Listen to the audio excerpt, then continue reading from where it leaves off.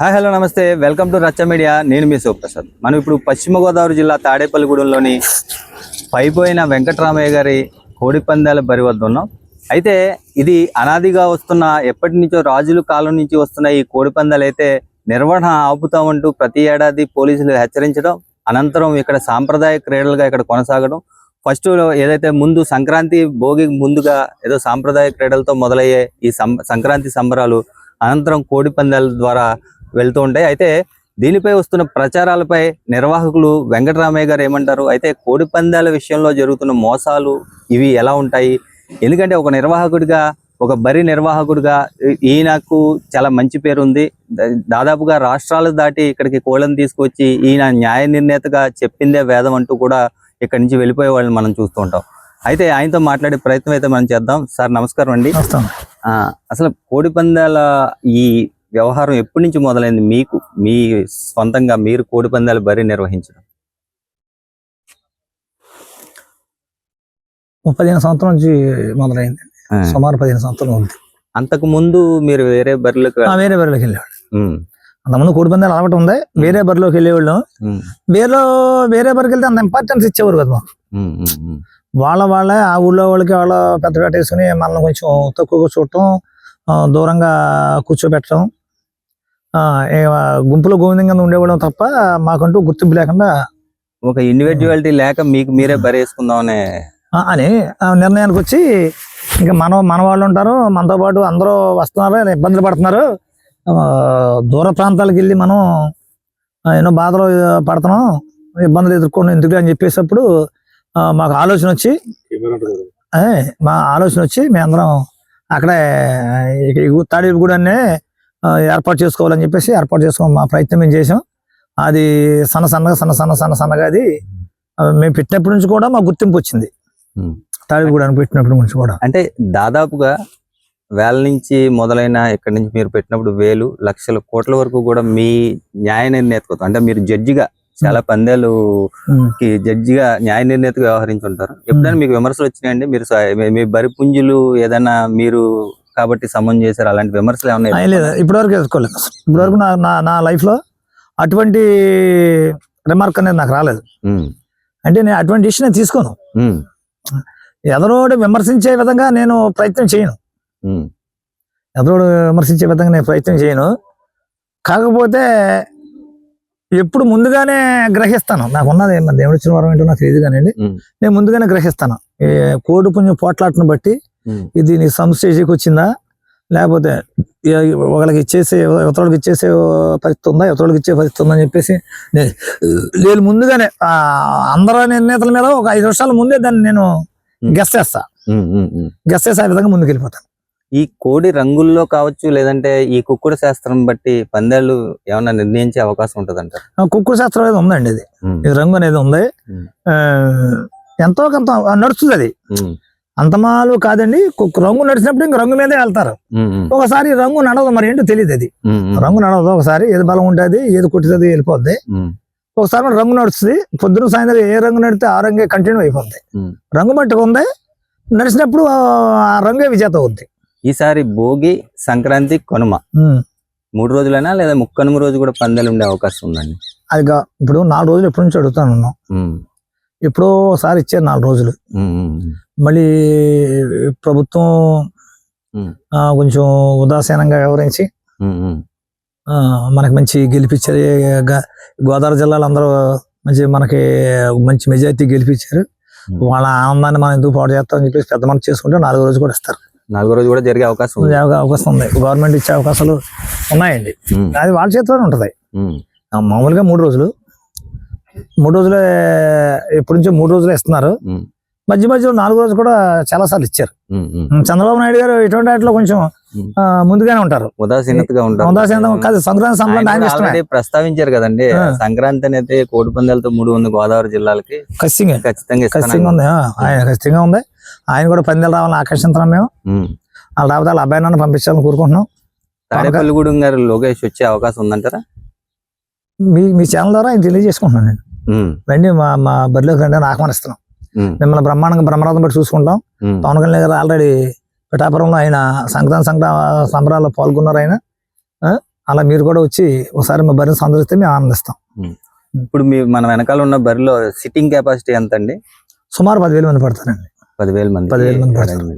10,000 మంది చక్కగా కూర్చుని పందాలు ఎటువంటి ఇబ్బంది ఆటంకులంగా చూసే విధంగా ఏర్పాటు చేశాం. ఫెసిలిటీస్ ఎలా ఉన్నాయండి? బాత్రూమ్స్ కానీ లేదంటే ఫుడ్ కానీ ఈ వ్యవహారాల్లో ఫెసిలిటీస్ అన్ని భోజనాలు అన్ని ఏర్పాటు చేసామండి. మధ్యలో స్నాక్స్ కూడా ఏర్పాటు చేసాం. భోజనం టైం భోజనం పెడతాం, మధ్యలో స్నాక్స్ పెడతామండి, జ్యూస్లు ఇస్తామండి. అలాగే ఎక్కువ మందికి కాబట్టి తేగలు, మొక్కజొన్న పొత్తులు అటువంటి కూడా, జాంకాయలు అటువంటి కూడా స్నాక్స్ అంటే మన ట్రెడిషనల్ స్నాక్స్ ఇప్పుడు మనం మామూలుగా మాట్లాడుకుంటే కోడి పందాల్లో జరిగే కొన్ని మోసాలు ఏవైతే ఉన్నాయి వాటిని ఎప్పుడైనా గ్రహించారా సార్ మీరు చిన్నతనం నుంచి? ఎప్పుడైనా నేను మా ఎదుగుండా అటువంటి జరగవండి. మేము ఉన్న చోట అటువంటి జరగవు. ఎందుకంటే మేము బాబోయ్ పొరపాటున దొరికితే మామూలుగా ఉండదని చెప్పేసి మేము ఊరుకోమని చెప్పేసి వాళ్ళు మా దగ్గర చేత ప్రయత్నం చేయరండి. 100% చేయకూడను. అంటే చేసేవాళ్ళు బయట జరిగే ఇటువంటి దొంగతనాలు మోసాలు జరిగినందుకు నా దగ్గరికి వచ్చారు.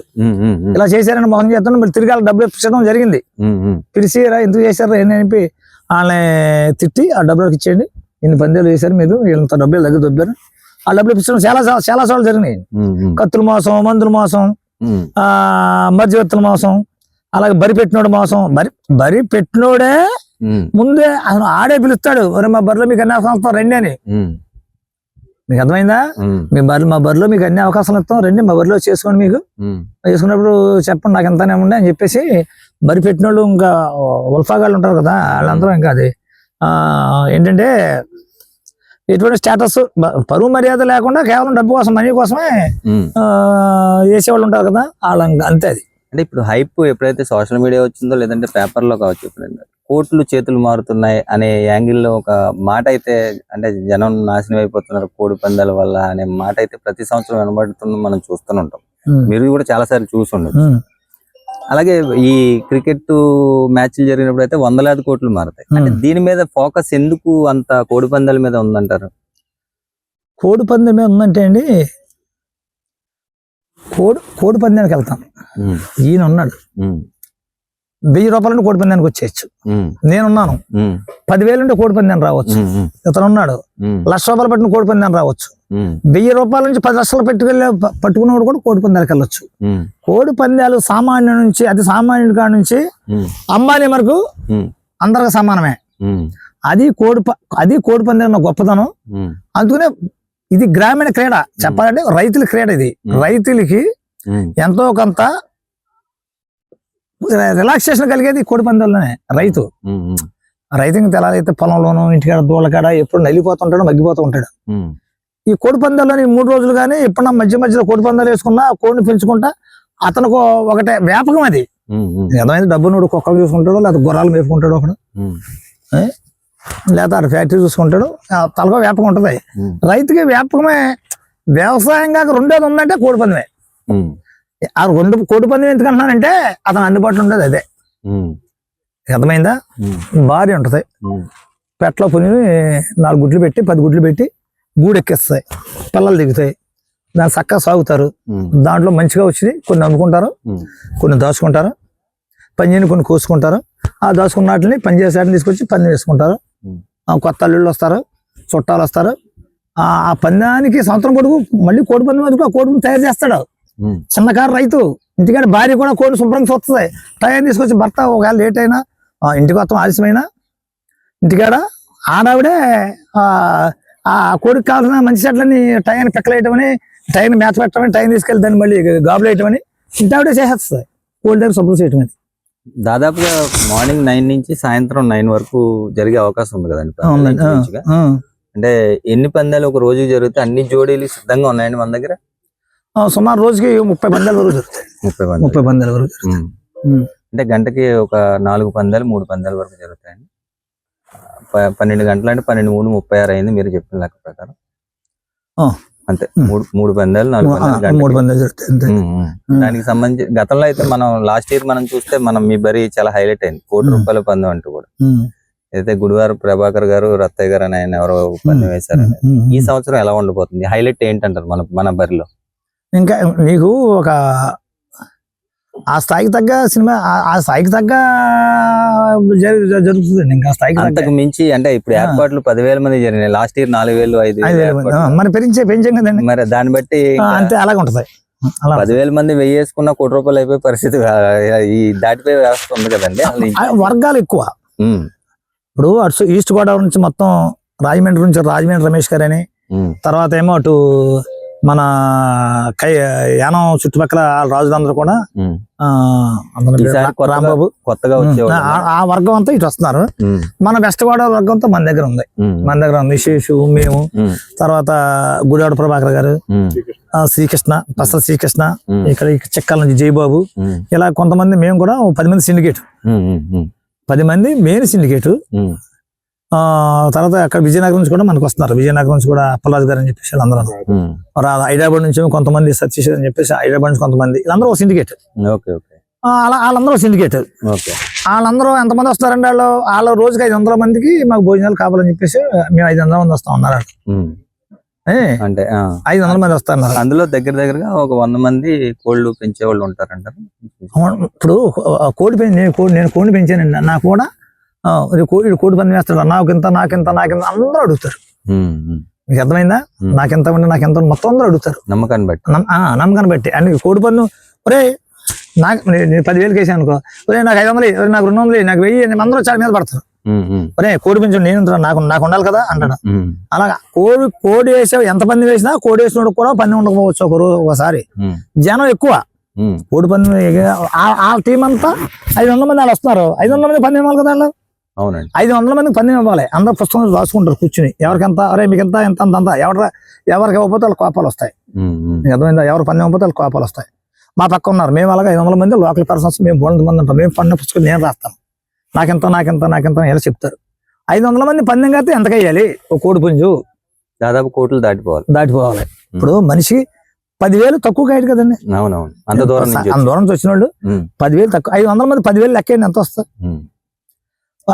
ఒక ఆడ కొడద్ది, ఒక మాకు కొడద్ది. మా పోయిన పెద్ద నష్టం ఉన్నాయి. 10,000 పోతే మటుకు నష్టం ఉందండి. ఈ రోజుల్లో 10,000 పెద్ద వాల్యూ ఉందా ఏంటి? అలా ఏదో వ్యాపారాలు చేసుకుంటాం.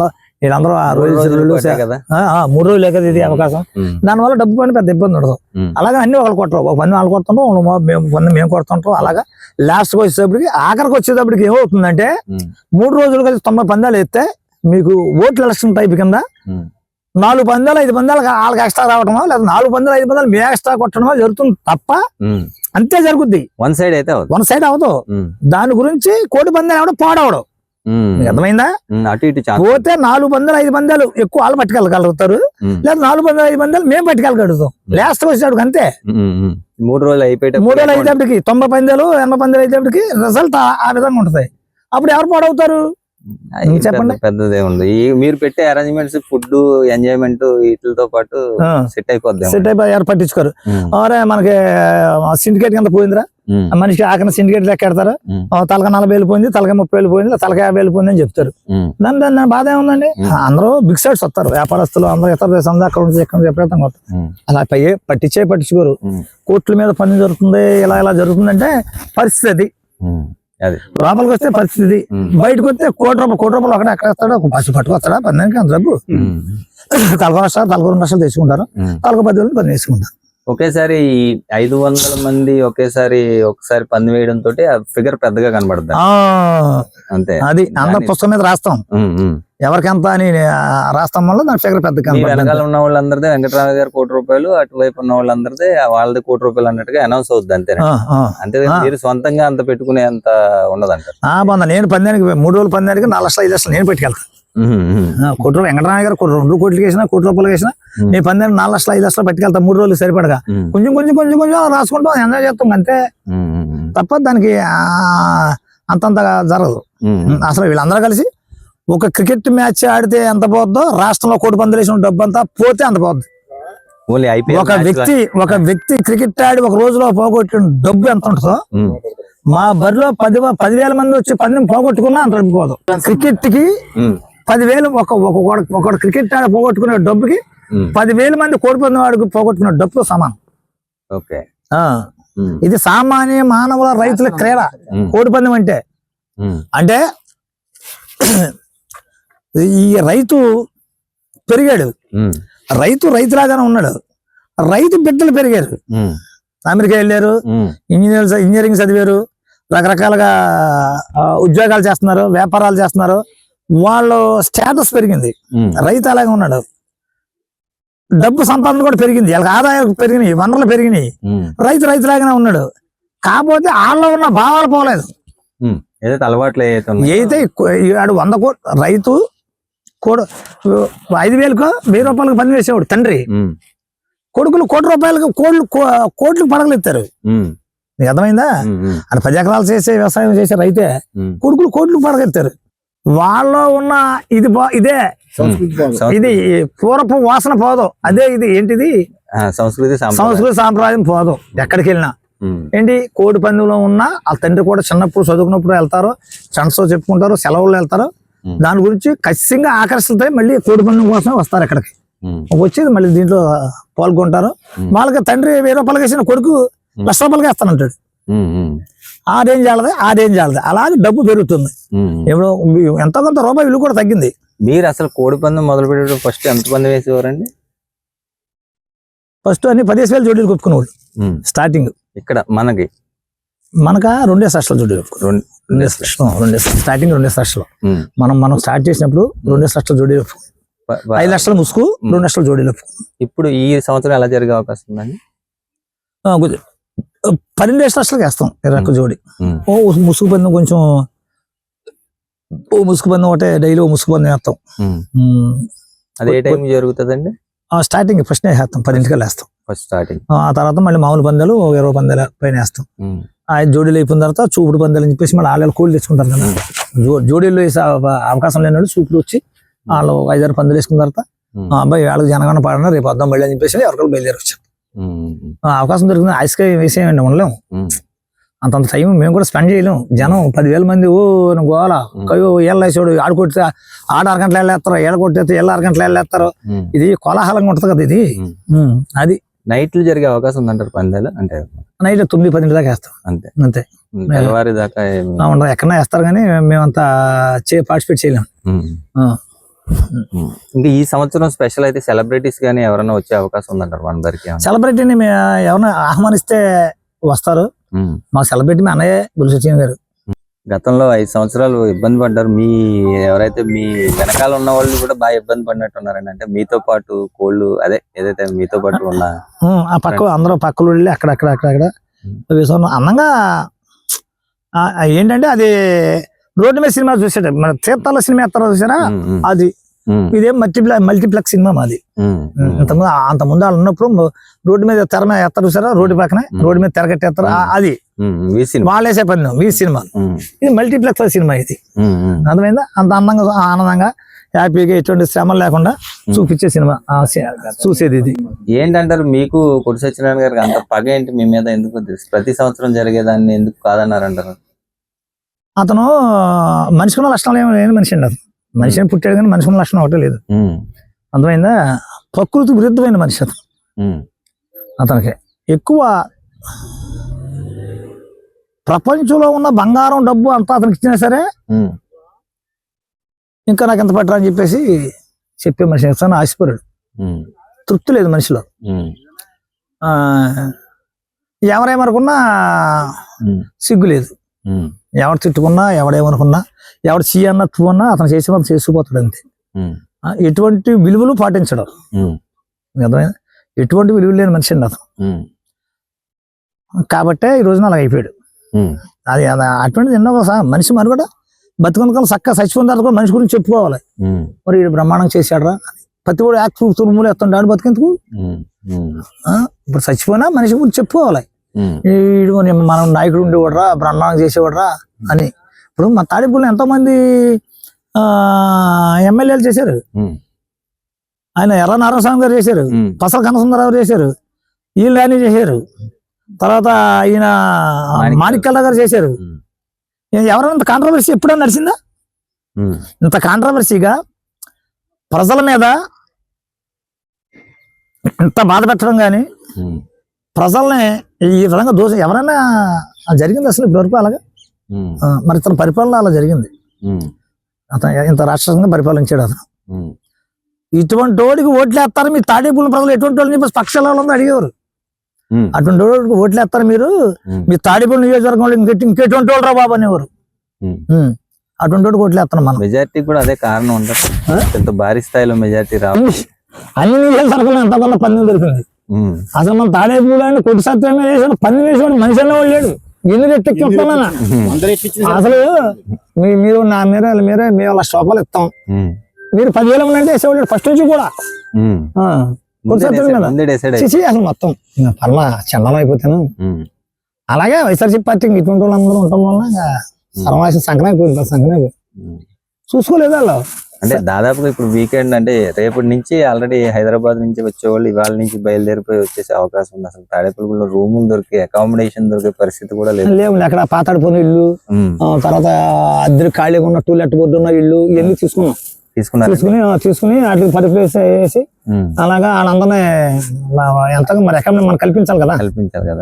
అదే దానికోసం అకామిడేషన్ ఏమైనా కల్పిస్తున్నారా? కల్పిస్తున్నారు. సింగన్ ఆఖరికి పాపం ఎవరో పెట్టుకున్న షెడ్ అది కూడా చేసుకోండి. ఉమ్, దాంట్లో పరిపాలించడం మంచం సరిపోదు, మరి ఒక ఇల్లు 10 మంది కావాలి. ఉమ్, ఉమ్, లాడ్జ్ రూమ్ లో అయిపోయినాయి, డబల్ రేట్లు పెంచారు, పెంచినా లేవు, ఉమ్, ఇస్తామన్నా లేదు, ఒక రూమ్ కూడా లేదు. ఉమ్, మన టౌన్ ఉమ్, అంత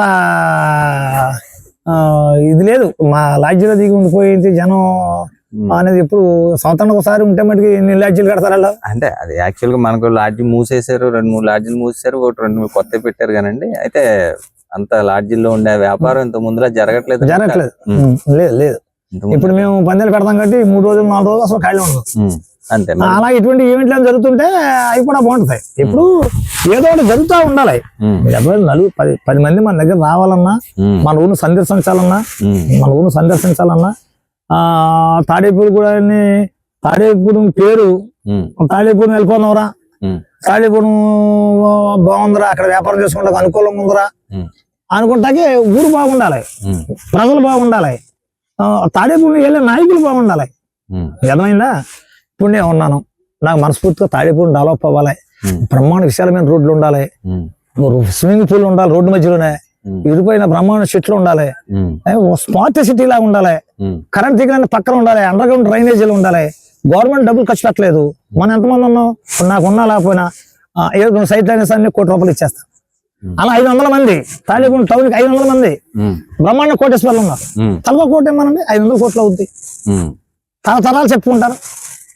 అర్థమైందా?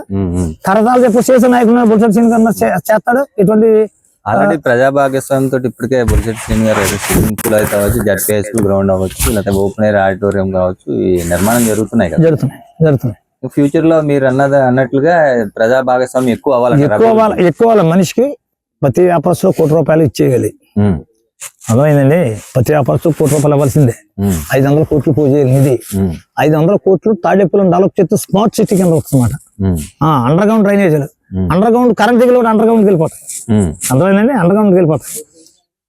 తాడేపల్లి టౌన్ లోకి ఎటువంటి లారీలు అనుమతించబడదు. ఇరువైపులా పళ్ళ తోటలు, పళ్ళ చెట్లు, రోడ్లు విశాలమైనవి, రోడ్డు సెంటర్లో మంచి పార్కులు, దేశ నాయకుల విగ్రహాలు, ఎక్కడ భార్య పెద్ద వచ్చి రోడ్డు మీద కూర్చొని టిఫిన్ చేసే విధంగా తాడేపూడి సిటీ టౌన్ అభివృద్ధి చెందాలి. దుమ్ము ధూళి దాముతో కాదు.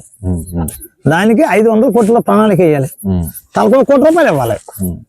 బొలిశెట్టి శ్రీని గారు ఈ 3.5 ఏళ్ళలో ఏమన్నా దాంట్లో ఏమన్నా మొదలు పెట్టే అవకాశం ఉందంటారా? మీ సూచన ఏమన్నా? నా మనసులో మాట తాడేపూడి నేను అలా చూడాలనుకుంటున్నాను. నా మనవలో ఉన్న మనవరాలు ఉన్నారు, వాళ్ళు కూడా అలా చూడాలనుకుంటున్నారు. వాళ్ళు నేను చూసినా చూడకపోయినా అభివృద్ధి చేస్తే నా వంతుని ₹1,00,000 ఇస్తా. 500 కోట్లతో అభివృద్ధి చేయాలి. నాకు పలానా చోట సైట్లు ఉన్నాయి, ఆ 2 అమ్మేసి ₹1,00,000 అలాగ పట్టుకెళ్ళి బొలిశెట్టి శ్రీని గారి చేతిలో అలా పెడతా. అర్థమైంది? అది డబ్బు ఉంటే డబ్బులు అమ్మేస్తా, ఆస్తి అమ్మేస్తా. డబ్బు ఊరిని అవలాలకు ఇచ్చేవాళ్ళు ఉన్నారు, అలా తలగా ₹1,00,000 ఇమ్మనండి. ఏమింటే 500 కోట్లకి ఎంతో బ్రహ్మాండ డెవలప్మెంట్. రాష్ట్రానికి మోడీ గారు వస్తారు, మన టౌన్ వస్తారు, మోడీ గారు వస్తారు, ప్రధానమంత్రి వస్తారు. తాడేపూడి టౌన్ ఇలా డెవలప్ చేసుకున్న ప్రధానమంత్రి కలిపి అని ఆదర్శంగా తీసుకుని దేశ విదేశాల ప్రధానంలో వస్తారు. అది అటువంటి పరిస్థితి. ఇప్పుడు ఫైనల్ గా మిగతా బర్రెలకి మన బర్రెలకి మిగతా చోట్ల వెళ్లకుండా ఎక్కడికి రావాలి అనే దానికి మీరు ఇచ్చే స్పెషల్ ఏంటంటారు? వెంకటరామయ్య గారు బరికే రావాలి అంటానికి ఇక్కడ జరిగే పందాలు కావచ్చు లేకపోతే అరేంజ్మెంట్స్ కావచ్చు ఏంటి స్పెషల్ అంటారు? న్యాయం, ధర్మం. ఉమ్, న్యాయం, ధర్మం ప్రజలకు వస్తుంది. ఉమ్, ఎటువంటి ఉమ్, అరమరికలు లేకుండా, ఉమ్, ఎటువంటి పొరపాట్లు లేకుండా, ఎటువంటి మోసం లేకుండా ఉమ్, నిజాయితీతో నిర్వహించే పని పైపు వెంకటరామయ్య పని. ఉమ్. ఒకవేళ ఎవరైనా వెంకటరామయ్య గారి పందెంలో మోసం జరుగుతుందని నిరూపిస్తే ఆ రోజున పందెం మానేస్తాను. ఉమ్, వాళ్ళ జీవితంలో పందెమే, ఉమ్, అవకాశం లేదు.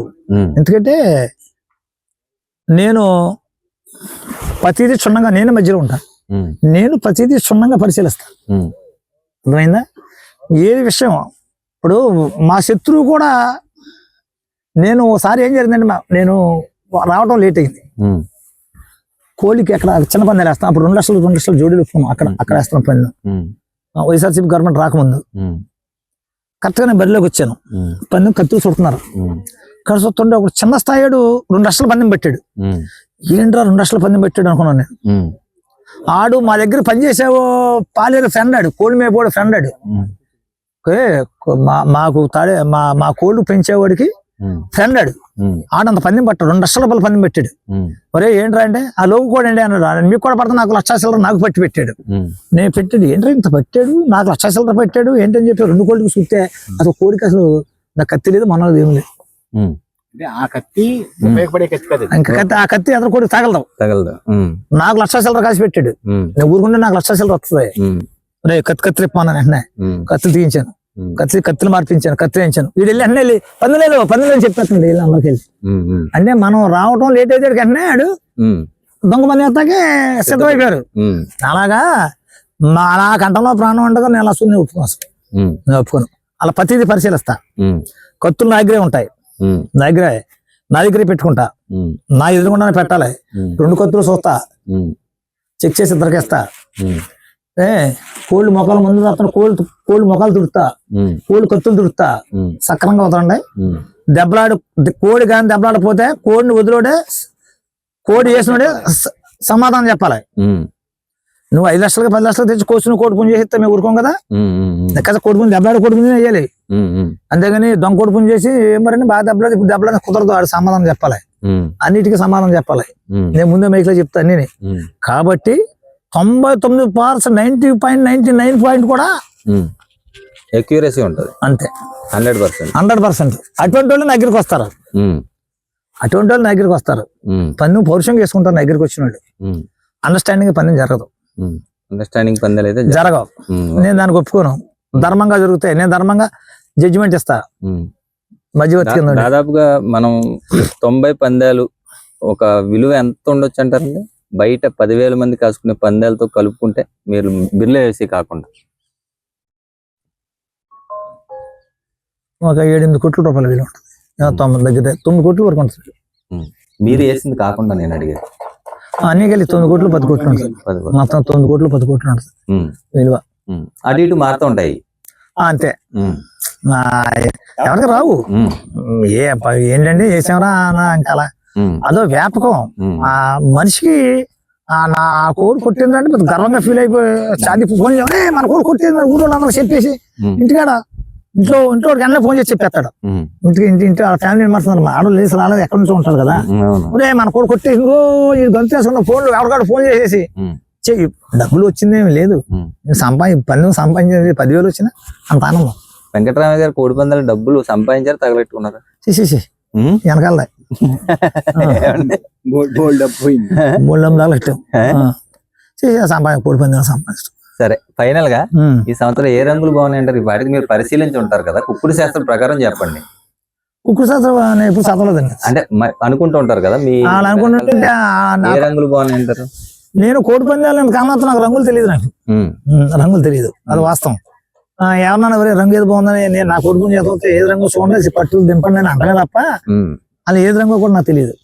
అంటే నేను చూసిన ప్రకారం సోషల్ మీడియాలో ఏదో భోగి రోజు బ్లాక్ కలర్ కోళ్ళు కొట్టే అవకాశం ఉందని ఏదో కొంతమంది ప్రచారం చేస్తున్నారండి. అది నిజమని నేను అన్నాను. అది అలాంటిది ఎంతో కొంత ఉంటుంది, ఎంతో కొంత రంగు అనేది ఉంటుందండి. కరెక్ట్ గా ఆ రోజు అందరూ ఆ రంగులో తీసుకొస్తారు కూడా. కుక్కుడు శాతంలో ఏది రాసి ఉందో ఆ రోజు నక్షత్రం బట్టి, ఆ రోజు దిక్కును బట్టి ఉమ్, దిక్కు దిశను బట్టి ఉమ్, ఏ రంగులు కొడతాయి అనుకుని ఆ రంగులే ఉమ్, అన్ని రంగులు కూడా అందుబాటులో పెట్టుకుంటారు. ఉమ్, అర్థమైందా? ఇదిగోండి కోళ్ళు వేసేస్తున్నావా? ఉమ్. పక్కడికి 150 గాబులు పెట్టి దొడ్డి కడతాం. ఇదిగో ఇది ఓకే అండి. కడతాం. 150 కోళ్ళు అక్కడ పెట్టుకుంటారు వాళ్ళు. అటువైపు ఒకటి చూసాండి. ఆ పక్కన ఒకటి, ఆ పక్కన ఒకటి నడుస్తుంది. 3 రోజులు పూర్తి అయిపోతాయి. కోళ్ళు చెట్టు పెట్టేసుకుంటారు. అన్ని రంగులు అందుబాటులో ఉంటాయి. ఏ రంగు అయితే పుట్టిందో ఇంకా మరుసటి ఆ రంగులు దింపుకుంటారు. ఆలయాలు కూడా అప్పుడు ఈ రంగులు 2 సమానమైన దింపులు ఎప్పుడు దింపుకున్నారో అప్పుడు ఏది గట్టిగా పోట్లాడితే అది గెలుస్తుంది. Okay okay. అది బలాన్ని బట్టి బలాన్ని బట్టి ఇంకా దాన్ని బట్టి బొడుసును బట్టి. అంటే ఇప్పుడు ఈ నైరుతి ఋతుపవనాల నేపథ్యంలో, కేరళ నేపథ్యంలో కొంచెం వర్షాలు పడే అవకాశం ఉందన్నట్లు కొంచెం ప్రచారం అయితే జరుగుతుంది. దానికి తగ్గ ఏర్పాట్లు మనం చేసామండి. చేయలేము. వర్షం పడితే ఇంకంతకంత ఏంటి, ఒక పందెం అనుకోండి, చిన్న పందెం అనుకోండి, ఉత్తర రోజులు ఎప్పుడు పని చేసుకున్నాం అనుకోండి, అటు 20 కోళ్ళు ఇటు 20 కోళ్ళు వస్తాయి. వర్షం వచ్చినా శుభ్రం టెంట్లా ఎక్కడ వేసుకుని ఈ షెడ్ లోకి వెళ్ళిపోతారు. ఇది 10,000 మంది జనం, 500 కోళ్ళు, ఇది పెద్ద యుద్ధం జరిగినట్టు జరుగుద్ది. ఇది ప్రొటెక్షన్ ఇవ్వడం కష్టమైంది. వర్షాలు పడితే ఎవరికాళ్ళు బరకాలు తెచ్చుకుని కోళ్ళ మీద కప్పుకోవడం, పైన టెంట్ వేసి పైన లోపల పెడతారు కోళ్ళని. కోళ్ళ వరకు ఓకే అండి. అసలు మన నిర్వహణకి సంబంధించి బరిలో అయితే వాటర్ కింద వచ్చే అవకాశం లేకుండా ఇంకా అంత అంత అంత ప్రొటెక్షన్ లేదు. అంత ఫెసిలిటీ మనం ఇవ్వలేం, చేయలేం. అంత బాగా సర్కస్ టెంట్ అంత ఉంది. ఇది పోలారం ప్రాజెక్ట్ కట్టి కడతాం 20-30 రోజుల నుంచి. ఇప్పుడు ఒక దారి తినే లేకుండా ఉండేది. వర్షం పడకుండా మట్టికి చేయలేం. అది ఫైనల్ గా వెంకటరామయ్య గారు చెబుతున్న మాట. న్యాయం ధర్మం ప్రకారం పందాలు వేయడం వల్లే అంతకంతకు అభివృద్ధి చెందుతూ ఈ రోజు వేలు లక్షల నుంచి కోట్ల రూపాయల వరకు కూడా పందాలు వేసిన నా ఏదైతే జడ్జిమెంట్ లో దాని జడ్జిమెంట్ కి సంబంధించి ఆ జడ్జిమెంట్ నమ్మి దూర ప్రాంతాల నుంచి కాకుండా ఇతర రాష్ట్రాల నుంచి, ఇతర దేశాల నుంచి కూడా ఇక్కడికి బరిలోకి వస్తున్నారని చెప్తున్నది. దానితో పాటు తాడేపల్లిగూడెం అభివృద్ధికి 500 కోట్ల ప్రణాళిక సిద్ధం చేస్తే 1 కోటి రూపాయలు తానే ముందుగా ఎమ్మెల్యేకి అప్పచెప్తానంటూ కూడా ఆయన సవాల్ విసిరారు. దీనిపైన వ్యాపారస్తులు కావచ్చు, దిగ్గజాలు కావచ్చు, ఆస్తిపరులు కావచ్చు, ల్యాండ్ లార్డ్స్ కావచ్చు, ఏ విధంగా స్పందిస్తారనేది వేచి చూద్దాం. చూస్తూనే ఉండండి మీ అభిమాన ఛానల్ రచ్చా మీడియా.